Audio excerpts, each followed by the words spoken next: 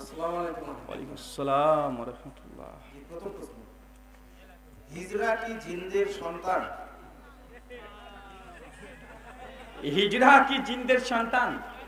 আসলে এই প্রশ্নটা গুরুত্বপূর্ণ প্রশ্ন। বাংলাদেশের কয়েকজন আলোচক তারা এই কথা বলছেন যে হিজরা কেন হয়। তো বলছেন হিজরা হচ্ছে ওই জন্য হয়, এটা আব্দুল্লাহ ইবনে আব্বাস থেকে হাদিসও আছে এবং আম্মা জান আয়েশা থেকে। হাদিসের ভাবার্থ হচ্ছে এটা, স্বামী স্ত্রী যখন পিরিয়ড অবস্থায় থাকে, মানে মেন্স পিরিয়ড রজস্বলা হাইজ অবস্থায় থাকে, ওই সময়তে স্বামী যদি তার কাছে গিয়ে ফিজিক্যালি যায়, তখন শয়তানও সে ফিজিক্যাল করে। মানুষ এবং জিনের একত্রিত কারণেই সেই সন্তান যদি ভূমিষ্ঠ হয় হিজরা হয়। এটা একটা হাদিসের মধ্যে আসছে, আব্দুল্লাহ ইবনে আব্বাস থেকে বর্ণনা আসছে। তবে দুর্ভাগ্যজনক হলো সত্য কথা হাদিসটা সহিহ নয়, হাদিসটা জাল। কি বললাম?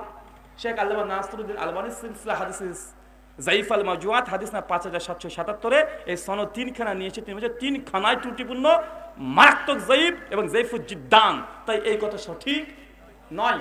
তাই হিজরা যে জিনের দ্বারা তৈরি হয় এটা সহি কথা নয়। এটা মেডিকেল কিছু প্রবলেম আছে, সমস্যা আছে, ত্রুটি বিচ্যুটি আছে, এই কারণগুলোতে হয়। জিনের কোন স্পর্শ নেই এখানে। শুকরিয়া। পরবর্তী প্রশ্ন, আল্লাহ সবাইকে সৃষ্টি করলে আল্লাহকে কে সৃষ্টি করছে? কে রে ভাই? আল্লাহ সবাইকে সৃষ্টি করলে আল্লাহকে কে সৃষ্টি করেছে? বাহ, মানে এই প্রশ্ন নাস্তিকরা বেশি করে নাকি, যে আল্লাহকে কে সৃষ্টি করলো? ভাই এখানে ভুল হয়েছে। ভুলটা কোথায় হয়েছে আপনাকে একটু সংশোধন করে দিই। মানে আল্লাহকে কে সৃষ্টি করেছে এ দাবি করলেই প্রথমত আপনি দাবি করে নিয়েছেন যে আল্লাহ সুবহানাহু ওয়া তাআলা সৃষ্টি। আরে আল্লাহ তো সৃষ্টি না, আল্লাহ তো স্রষ্টা। কথা বুঝতে পারলেন ভাইজান? আমরা কি আল্লাহকে বলি সৃষ্টি? আল্লাহ তো সৃষ্টি না। আল্লাহ কি? আল্লাহ নিজেই স্রষ্টা। আর যিনি স্রষ্টা তাকে সৃষ্টি করা লাগে না। কেন? ধরেন আপনাকে আমি বললাম যে ভাই আপনি কি বউ পেটানো ছেড়ে দিয়েছেন? এই প্রশ্ন করার অর্থ কি? আপনি কি উত্তর দিবেন? না ভাই। তার মানে আপনি এখন বউ পেটান? আপনি যদি হ্যাঁ ভাই, মানে এখন মানে যদি বলেন না ভাই ছাড়িনি, আর যদি হ্যাঁ মানে আপনি স্বীকার করলেন বউ পেটান। আর দেখা যাচ্ছে যেই ব্যক্তিকে প্রশ্ন করা হয়েছে ও বেটা বিয়েই করেনি, তো বউ পেটানোর প্রশ্ন আসে কোথা থেকে? মানে প্রশ্নটা কি? প্রশ্নটা অ্যাপোক্রিফা, জাল। এই প্রশ্নটাই ভুল। ঠিক একইভাবে আল্লাহকে কে সৃষ্টি করেছে এটা আল্লাহর জন্য প্রশ্ন করাটাই ভুল। মানে একজন অবিবাহিত ছেলেকে যদি প্রশ্ন করেন যে তুমি কি বউ পেটানো ছেড়ে দিয়েছো, ওর জন্য প্রশ্ন করা যেমন ভুল, আল্লাহকে কে সৃষ্টি করেছে প্রশ্ন করাটাই ভুল। এটা একটা ভুল প্রশ্ন। দুই, সব সৃষ্টির স্রষ্টা আছে। কি বললাম? সব সৃষ্টির স্রষ্টা আছে। স্রষ্টার যদি স্রষ্টা থাকে তাহলে ওই স্রষ্টাকে স্রষ্টা বলা যাবে না, কারণ সে সৃষ্টি হয়ে গেল। একটা উদাহরণ দিয়ে বুঝতে পারবেন। প্রত্যেকটা সায়েন্সের ভাষাতে যদি বলেন, ফিলোসফির ভাষাতে কজ অ্যান্ড ইফেক্ট এই সূত্র জানা আছে। Cause and effect. কজ মানে প্রত্যেক কর্মের পেছনে একটা কারণ আছে। উদাহরণ দিয়ে বুঝতে পারবেন। টেবিলে একটা বল রেখে দিয়েছি, বলটা হঠাৎই গড়তে শুরু করলো, তার মানে কি? বলটাকে একজন ঠেলা দিয়েছে, হয় বাতাসে অথবা মানুষে বা যে কোনো কারণে, নচেত বল এমনি গড়াগড়ি খেলবে না, তাই না চাচা? তো এই যে বলটা যে গড়লো, গড়ে চলছে, এটাকে বলা হয় ইফেক্ট। এর কজ কি? কেউ ঠেলা দিয়েছে, এটাকে বলে কজ। তো এখন আমরা আল্লাহ সাল্লাল্লাহু যদি কে সৃষ্টি করেছে প্রশ্ন করা হয়, তো সমগ্র সৃষ্টির স্রষ্টা হচ্ছে আল্লাহ, তিনি হচ্ছেন কজ। আর এই সৃষ্টি জগতের এগুলো কি? এগুলো হচ্ছে ইফেক্ট। আল্লাহকে সৃষ্টি করা লাগে না। শুকরিয়া। নবুয়তের পূর্বে মুহাম্মদ সাল্লাল্লাহু আলাইহি সাল্লাম কোন ধর্ম পালন করতেন? নবুয়তের পূর্বে মুহাম্মদ সাল্লাল্লাহু আলাইহি সাল্লাম কোন ধর্ম পালন করতেন? নবী ইব্রাহিম আলাইহিস সালামের বিশুদ্ধ তাওহীদি যে ধর্ম ছিল ওটাকে পালন করতেন। তাবরানী আল মুজাম্মিল কবিরে হাদিস না 7865 একটা রিওয়ায়াত আসছে। আল্লাহ নবী তিনি নিজে বলছেন যে আমি যখন নবী না, জাহিলিয়াতের যুগে, সেই সময়তে কোনোদিন কোনো মূর্তির কাছে আমি পুজো করিনি। আল্লাহ নবী মূর্তি পূজা কখনো করেনি। কথা বুঝতে পারছেন? অন্যান্য মক্কার কাফেররা করতেন, কিন্তু আল্লাহ নবী কখনো করেনি। মূর্তি থেকে সব সময় তিনি দূরে ছিলেন। আর আল্লাহ নবী তিনি ছিলেন নবী ইব্রাহিমের বিশুদ্ধ দ্বীন, যে ইসলাম, ওই ধর্মের উপরে প্রতিষ্ঠিত ছিলেন। তিনি মুশরিক ছিলেন না। শুকরিয়া। জাযাকাল্লাহু খাইর। ব্রাদার রাহুল ভাই, আপনি এত কঠোরভাবে ভিন্ন মতবাদের বিরুদ্ধে বলেন কেন? তাই আপনাদের কি তাই মনে হয় যে আমি ভিন্ন মতলম্বীদের উপরে কট্টরভাবে বলি বা কঠিন হই? না ভাই, আমার মতো নরম কেউই নাই। যারা ভিন্ন মতভেদী বিষয়ে কথা বলে তারা আমার চেয়ে ভয়ঙ্কর ভয়ঙ্কর ভাবে কথা বলে। বড় বড় শায়েখদের কলার ধরতে চাই।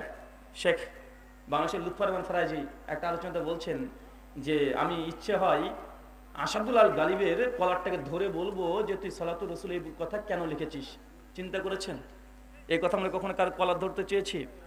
এই যে আমার কিউট বয় আছে, ও মাঝে মধ্যে আমাদের শেখ আব্দুর রাজ্জাক বিন ইউসুফ হাফিজাল্লাহকে বলে যে এ হচ্ছে কাযযাব, এর পিছনে নামাজ পড়া জায়েজ না। বলে কি বলেন না? কথা বলেন। শেখ মুজাফফর বিন মুহসিনকে বলে দাজ্জাল। বলে কি বলেন না? কথা বলেন। আর গালি গালাজ কিস্তি খাওয়ার অনেক কিছু দেয়। আর বারবার দেখবেন অনেক বেদাতিরা আছে, তারা বলে ওয়াহাবি মানে শয়তান, ওয়াহাবি মানে জিনাখোর, ওয়াহাবি মানে বদমাশ, আর ছন্দ মিলিয়ে গল্প বলে, আছে না নাই? তো আমরা কোনো সময় বলি আমরা ইলমি ইখতিলাফ করি, আর ইলমি ইখতিলাফের কাছে গিয়ে আমরা কঠোর শাদীদ হয়ে যাই। এই জন্য এটা সুন্নাত বিরোধী নয়। সুনান আবু দাউদ হাদিস 4050, আল্লাহ নবী একদিন মসজিদে প্রবেশ করেছেন, দেখছেন একজন সাহাবী বুক পেরে দিয়ে মসজিদে শুয়ে আছে। আল্লাহ নবীকে এক লাথি মেরেছে, এইভাবে জাহান মেরে শুয়ে থাকে। নবী লাথি মেরেছে সাহাবীকে। কেন? শরীয়তের বিরোধী কেউ কিছু করবে আল্লাহ নবী সহ্য করতেন না, লাথি মেরে তুলে দিয়েছে। আমরা কি তাদেরকে লাথি মেরেছি? তারা যেভাবে সুন্নাতকে পদদলিত করে তাকে লাথি মারা দরকার, কিন্তু আমরা তো তা করি না। অথচ নবী এই কাজ করেছেন। সুনান দারেমি হাদিস নাম্বার 146-এ একটা রিওয়ায়াত পাওয়া যাচ্ছে, ওমর ইবনুল খাত্তাবের কাছে একজন ব্যক্তি, একজন সাহাবী কোরআনের মুতাশাবিহাত আয়াত নিয়ে মাতব্বরি করছে, ব্যাখ্যা করার চেষ্টা করছে। মুতাশাবিহাত মানে ওই সূরা আল ইমরানের 7-8 নম্বর যে আয়াতগুলো আছে, যে কোরআনের দুই ধরনের আয়াত আছে। একটা হচ্ছে অস্পষ্ট আয়াত, যে আয়াতের কোনো ব্যাখ্যা করতে কেউ পারবে না, ওই যে আলিফ লাম মিম এই আয়াত নিয়ে এখন মাতব্বরি করছে। কে করছে বলেন তো ভাইজান? ওমর বিন খাত্তাবের কাছে একজন সাহাবী এসে ওমর বিন খাত্তাবকে যখন এই খবর পৌঁছেছে, উনি সঙ্গে সঙ্গে ওই সাহাবীকে ডাকতে পারছে, এই কে এরকম মুতাশাবিহাত আপনি এই উল্টোপাল্টা ব্যাখ্যা করছে, তাকে ধরে নিয়ে আসো। ওমর বিন খাত্তাব পাঠিয়েছে, ধরে নিয়ে আসছে। আর ওমর বিন খাত্তাব খেজুরের ডাল পেরে রেখে দিয়েছে। কথা বুঝতে পারলেন?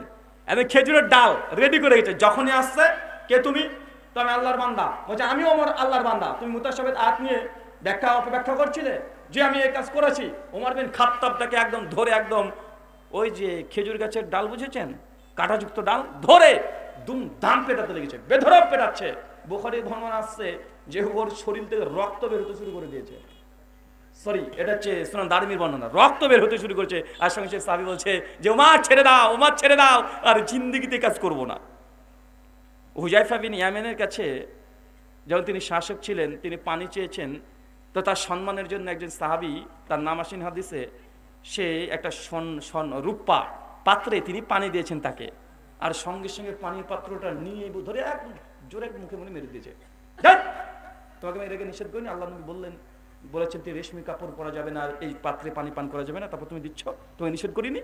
মানে শরীয়ত লঙ্ঘন হয়েছে, সামনে বসেছিল, এমনটা নয়।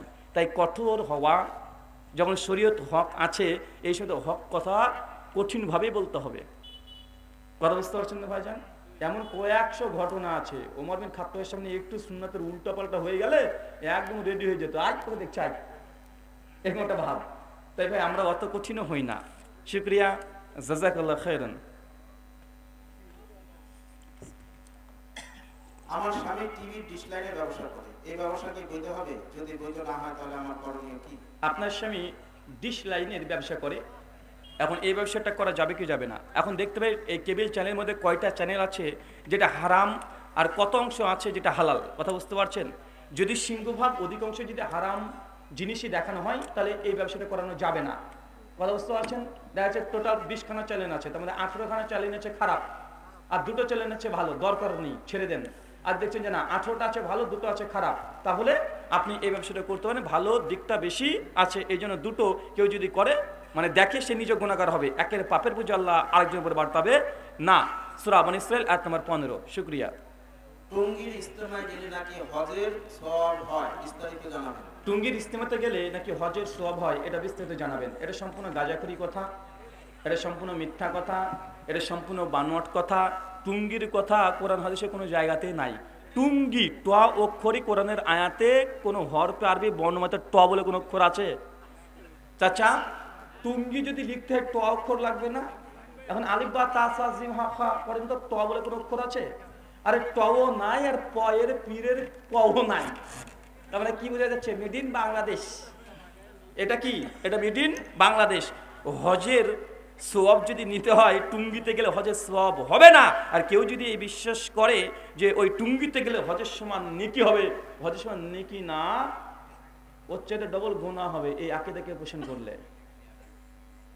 আর এমনি জামাতে যাওয়া, দ্বীনের ইলম অর্জন করা, শোনার জন্য কোনো মজলিসে যাওয়া, এই ব্যাপারে একাধিক হাদিস আছে, সমস্যা নেই, কথা বুঝতে পারছেন? অনেক হাদিস আছে, কিন্তু টুঙ্গির ওটাকে খাস করে দেওয়া এটা মারাত্মক অন্যায় কথা, মারাত্মক অন্যায় কথা। তবে আমরা বলি যেহেতু টুঙ্গির এই ইজতেমাতে কোরআন সুন্নাহর খিলাফ অনেক কথা হয় এবং তাদের আকীদা, তাদের মানহাজ, তাদের তাসাউফ যেগুলো বলা হয় এগুলো সবগুলো অধিকাংশগুলো মিথ্যা জাল, অনেক কেচ্চা কাহিনী শোনানো হয়। এগুলো যেহেতু আকীদা ভ্রষ্ট অনেক কিছুই শেখানো হয়, তাই এই টুঙ্গির ইজতেমাতে যাওয়া থেকে দূরে থাকবেন, কথা বুঝতে পারছেন? তারা যাচ্ছে, তারা যাক, তারা ওটাকে সহি মনে করছে, যাক, খবর তুমি বুঝে নিবে মৃত্যুর পরে কারা হক ছিল কারা বাতিল ছিল। শুকরিয়া, জাযাকাল্লাহু খাইরান। আমার ছেলে ক্যান্সারে মারা গেছে, আমি তার জন্য সিজদায় গিয়ে জানাজার দোয়া করি, এই দোয়া করা যাবে কি? আরেকটা টুঙ্গির ইজতেমার সঙ্গে একটু যুক্ত করে দিই। আপনাদের রংপুরের রংবাজ বক্তা নাম রেখেছি প্লে বয়, চেনেন তো নাকি? ও একটা আলোচনা বলছে যে আহলে হাদিসরা তারা বলে টুঙ্গির ইজতেমাতে যাওয়া যাবে না। বলছে আহলে হাদিস এরা যারা আছে এদের মাথায় নাকি পোকা হয়ে গেছে, মানে কত বড় বদমাশ আমরা আহলে হাদিস। হ্যাঁ, প্লে বয়। বিষয়টা হচ্ছে এই কথা যদি এই স্ট্যান্ডার্ডে যদি আহলে হাদিসদেরকে যদি মানে এমন বলে, তা আমাদের প্রশ্ন, তাবলিগ জামাত এখন দুই ভাগে ভাগ, কয় ভাগে? একটা সাদপন্থী, একটা জুবাইরপন্থী। ওই রংবাজ বক্তাকে বলবো, তোমরা সাদপন্থীদের তাবলিগকে কেন নিষিদ্ধ করছো? কেন করছো? তোমরা জুবাইরপন্থীর তাবলিগ টুঙ্গির ইজতেমা হচ্ছে এটা তোমরা পক্ষে, কিন্তু সাদপন্থীর বিপক্ষে। তার মানে তাবলিগের যদি আমরাও যদি বিরোধিতা করি, ইজতেমার বিরোধিতা করি, তোমরাও করছো। করছে কি করছে না?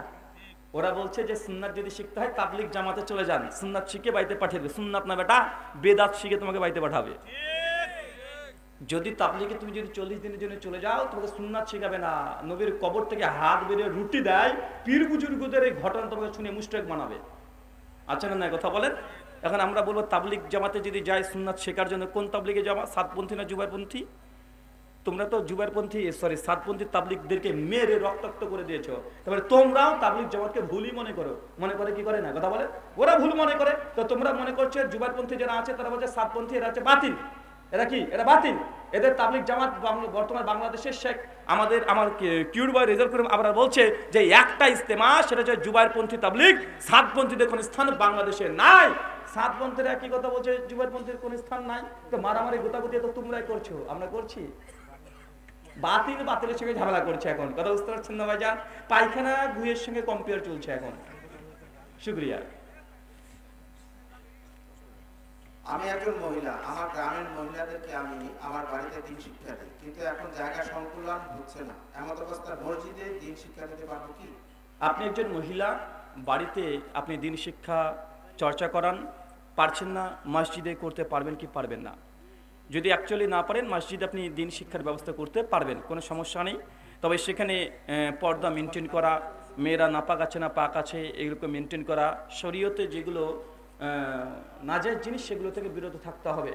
আর সবচেয়ে বড় কথা হচ্ছে এটা, বাড়ি উত্তম, কথা বুঝতে পারছেন? বাড়ি উত্তম। যদি একদিনে এত বেশি মহিলারা হয়ে যায়, 2 দিন করে ফেলেন।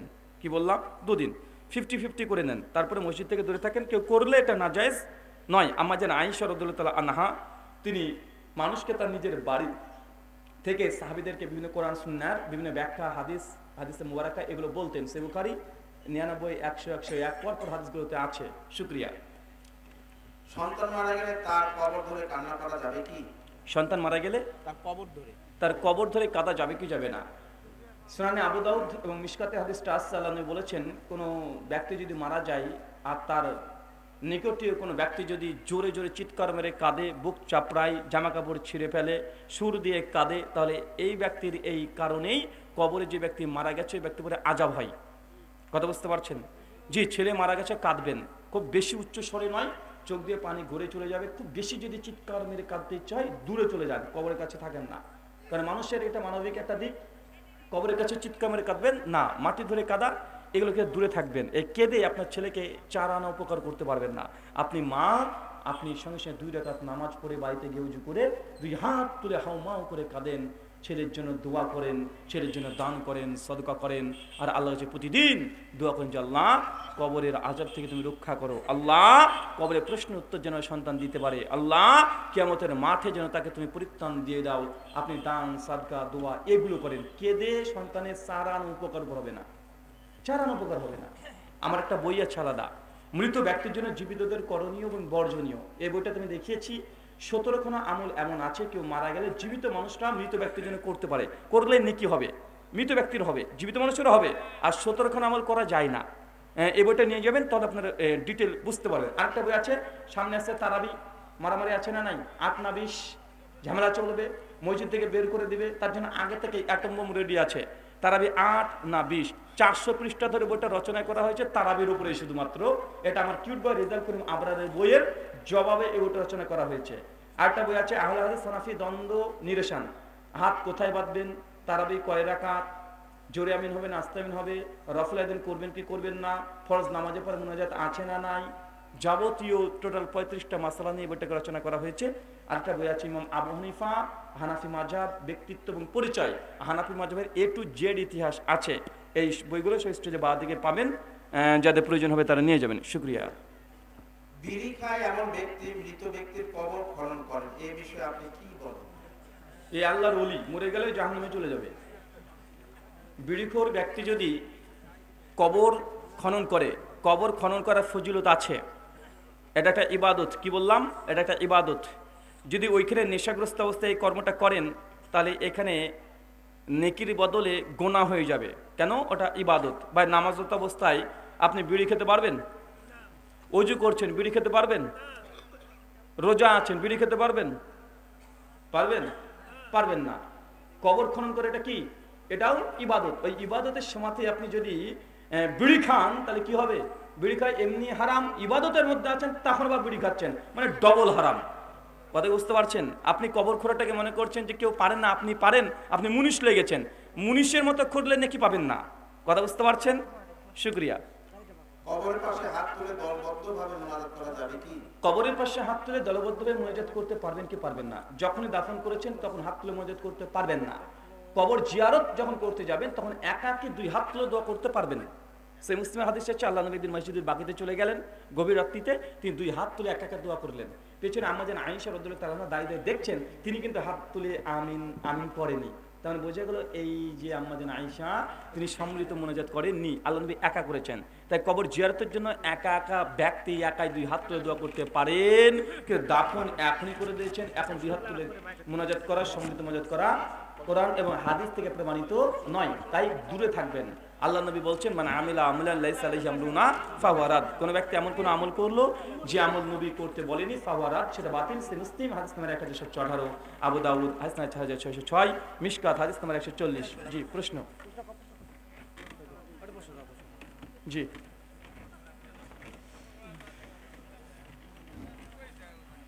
পাঁচ ওয়াক্ত সালাতের ফরজ ও সুন্নাত নফল নামাজ শেষে কি কি দোয়া বা জিকির করা যাবে? ফরজ নামাজের পরে কি কি দোয়া এবং জিকির করবেন? কমপক্ষে 36 থেকে 38টা দোয়া সুন্নাহ দ্বারা প্রমাণিত আছে।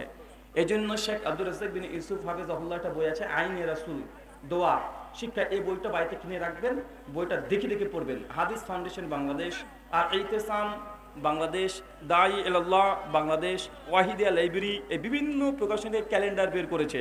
50-60 টাকা করে নেয়। ফরজ নামাজের পরে দোয়া এবং জিকির এটা বাড়িতে ঝুলিয়ে রাখবেন, মুখস্থ করে নেবেন। শুকরিয়া। জুমার দিনে 2 আযান দেওয়া যাবে কি?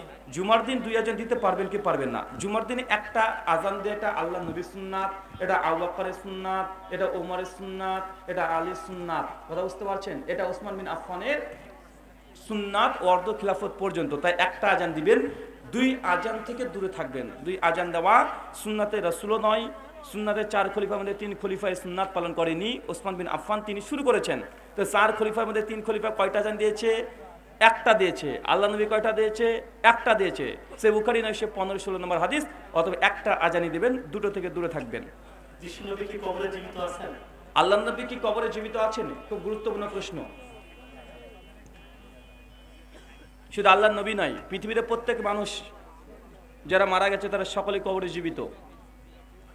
সহিহ বুখারীর এবং মিশকাতের কবর আজব অধ্যায়ের প্রথম হাদিসে এটাই, এই যে মানুষকে আল্লাহ সুবহানাহু ওয়া তাআলা নবী বলছেন যখন তাকে দাফন করে দেওয়া হয়, সমস্ত মানুষ মাটিতে যখন চলে আসে তখন কবরের মধ্যে দুজন ফেরেশতা প্রবেশ করে, তাকে রূহ দেওয়া হয়, বসানো হয়, তিনটে প্রশ্ন করা হয়। মরাকে না তাজা মানুষকে? কথা বলেন, কাকে? জিন্না মানুষ।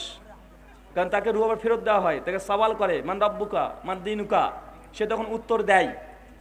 যদি মুমিন হয় সঠিক দেয়, আর যদি মুমিন না হয় সে কোন উত্তর দিতে পারে না। তার মানে বোঝা গেল মৃত্যুর পর প্রত্যেকটা মানুষ কবরের মধ্যে কি আছে? জীবিত আছে। হাদিসে পাওয়া যায় যে শহীদ তারা জান্নাতে সবুজ পাখির মধ্যে তারা তাদের আত্মাকে দিয়ে দেওয়া হয়, তারা ঘুরে বেড়ায়। নবী রাসূল যারা আছে মুসনাদে আবি আলার মধ্যে এবং সেই মুসলিমে পাওয়া যায় যে মুসা আলাইহিস সালাম তিনি কবরের মধ্যে তিনি দাঁড়িয়ে নামাজ পড়ছিলেন, সালাতুরত অবস্থায় ছিলেন। তাহলে কবরের মধ্যে নবীরা তিনি কি বারজাখী জীবনে কি আছে? জীবিত আছে। ফিরাউনকে সূরা ইউনূস আয়াত 92, 93, 94 আল্লাহ সুবহানাহু প্রতিদিন সন্ধ্যাতে আর সকালবেলায় জাহান্নামের আগুন পেশ করে। কাকে? ফিরাউনকে।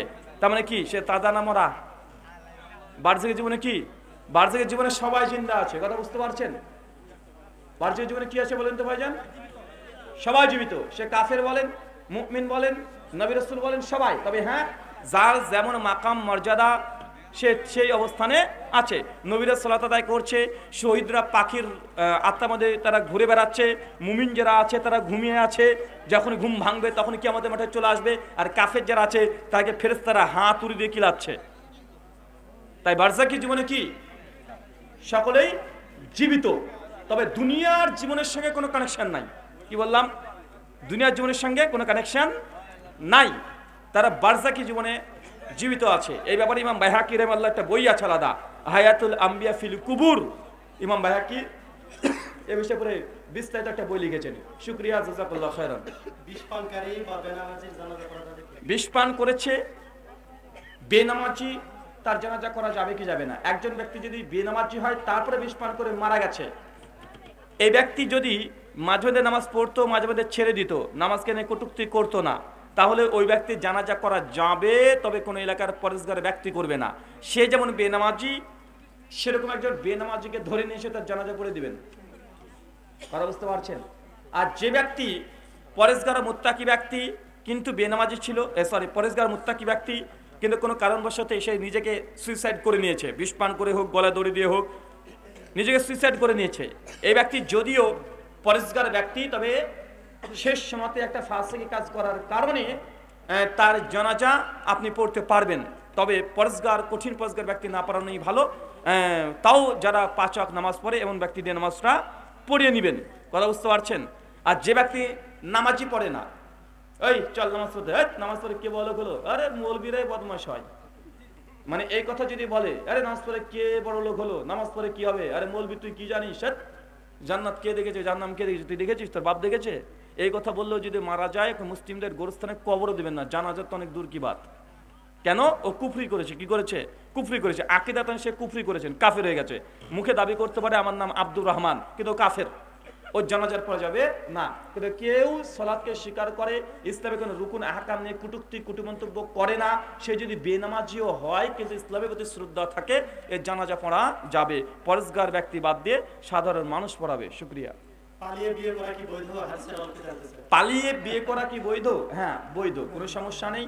আপনার যে প্রশ্ন করেছেন বা যে পালিয়ে যেতে চাচ্ছেন, তার বোনকে যদি আরেকজন নিয়ে পালিয়ে গিয়ে বিয়ে করে, কথা বুঝতে পারলেন না? আল্লাহ নবীর কাছে মুসনাদ আহমেদ একটা সহিহ সনদে ঘটনা পাওয়া যায়, একজন সাহাবী বলছে, ইয়া রাসূলুল্লাহ, আমাকে জেনা করার অনুমতি দেন, আমি জেনা করতে চাই অমুক মেয়ের সঙ্গে। সঙ্গে সঙ্গে সাহাবীদের চোখ লাল হয়েছে, বলে কি রে, এ কে, পাগল দেখে লোকটা? নবীর কাছে সে বলছে জেনা করার অনুমতি দেন, আমি ব্যভিচার করতে চাই। সাহাবীরা রেগে গেছে। সঙ্গে আল্লাহ নবী বলছেন যে তোমরা একটু চুপ করো, বাবা তুমি আসো, সামনে এসেছে। হ্যাঁ, তুমি কি চাচ্ছিলে? তো ইয়া রাসূলুল্লাহ, আমি জেনা করতে চাই অমুক মেয়ের সঙ্গে, আমার গার্লফ্রেন্ড আছে, তার সঙ্গে জেনা করবো, ব্যভিচার করবো। আল্লাহ তখন বললেন, এই কাজটা যদি তোমার মা আছে, হ্যাঁ আছে, তোমার মায়ের সঙ্গে যদি কেউ করতে চাই, যাই কি বলেন মায়ের সঙ্গে করবো মানে সহ্য করতে পারছে না। যদি তোমার খালার সঙ্গে করে আরো রেগে গেছে, যদি তোমার বোনের সঙ্গে কেউ করতে চায় আরো রেগে যাচ্ছে। আল্লাহ নবী এইভাবে গোটা পরিবারের মেয়েদের নাম বললেন, রেগে গেলেন। আল্লাহ নবী বলছেন তুমিও যেটা নিজের জন্য পছন্দ করছো না, কিন্তু তুমি আরেকজনের বোনের সঙ্গে মায়ের সঙ্গে বা খালার সঙ্গে করতে চাচ্ছ, এটা কিভাবে হতে পারে? এখন যে পালিয়ে বিয়ে করতে চাচ্ছেন, ধরেন আপনার বোন 19 বছর বয়স, ওইও এই ফটোটা পেয়ে ওই ক্যাবলার বেটা হ্যাবলার সঙ্গে 14 ফেব্রুয়ারি পালিয়ে গেল, আপনি কি জায়েজ মনে করবেন? কথা বলেন, জায়েজ মনে করবেন? যদি মনে করেন যে না বোন তুইও যা আমিও যাই, তুই ক্যাবলার সঙ্গে পালিয়ে যা আর আমি হ্যাবলার বেটির সঙ্গে পালিয়ে যাচ্ছি, তা দুই ভাই বোনে ফতোয়া নিয়ে দুজনে পালিয়ে বিয়ে করে ফেলেন, এটা হারাম। কি বললাম? জামে তিরমিজি 1102 নম্বর হাদিস। আল্লাহ বলছেন লা লিকা ইল্লা বিওয়ালি, ওই বিয়েতে বৈধ নয় যে বিয়েতে মেয়ের গার্জিয়ান তার ওয়ালি রাজি নেই, এই বিয়েটা বৈধ নয়। পালিয়ে গিয়ে বিয়ে করলে ফেরেশতারা আপনাকে মরার পরে হাতুড়ি দিয়ে কুবাবে। কথা বুঝতে পারছেন? শুকরিয়া। মৃত ব্যক্তির নামে মসজিদে ধনী গরিব সম্মিলিতভাবে খাওয়ানো যাবে কি? কেউ মারা গেছে, ধনী গরিব সবাইকে মিলে খাওয়াতে পারবেন কি পারবেন না? মৃত ব্যক্তির জন্য ঘটা করে দূরে থাকবেন, 40 রাত 3 দিন 11 দিন দূরে থাকবেন, ফকির মিসকিন এদিকে খাওয়াবেন, নাকি বেশি হয়।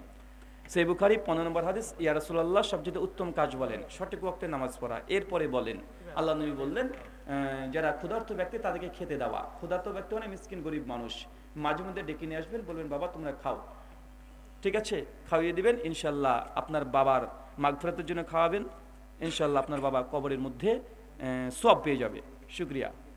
মানুষ মৃত্যুর পর বাড়িতে কোরআন পড়ে খাওয়ানো যাবে কি? আপনাদের এই প্রসঙ্গে তো অনেক বেশি প্রশ্ন, আর এই বিষয়ে পরে আমার একটা লেখা বইও আছে, বইটা নিয়ে চলে যাবেন 1 কপি করে। বইটার দামও খুব বেশি না। মৃত ব্যক্তির জন্য জীবিতদের করণীয় এবং বর্জনীয় 17টা আমল করতে পারবেন, আর 17টা পারবেন না। বইটা থেকে ডিটেল নিয়ে চলে যান। শুকরিয়া। জুমার দিন কয়টি আছে?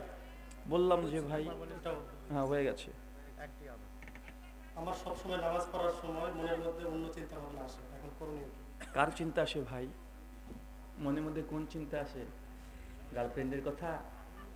তাহলে খবর আছে। যদি নামাজের মধ্যে দুনিয়াবি কোনো চিন্তা আসে, এটা অস্বাভাবিক কিছু না। কথা বুঝতে পারছেন?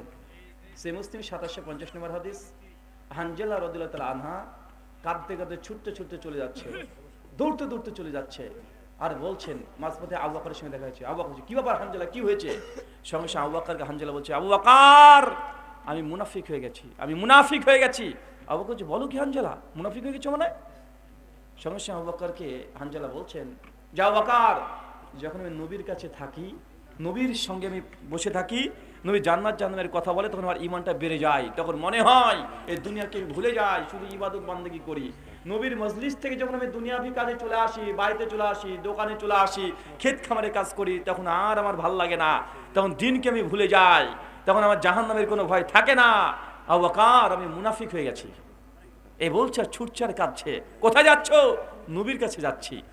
আবু বকর তখন বলছে, হানজালা আমারও একই অবস্থা, আমার এক অবস্থা তোমার মতোই। আবু বকর বলছে, হানজালা চলো আমিও তোমার সঙ্গে যাই। ছুটতে ছুটতে আবু বকর আর হানজালা দুজন চলতে শুরু করেছে। আল্লাহ নবী দরজাদের সামনে দাঁড়িয়ে আছে। আল্লাহ নবী বলছে, হানজালা তোমার কি অবস্থা?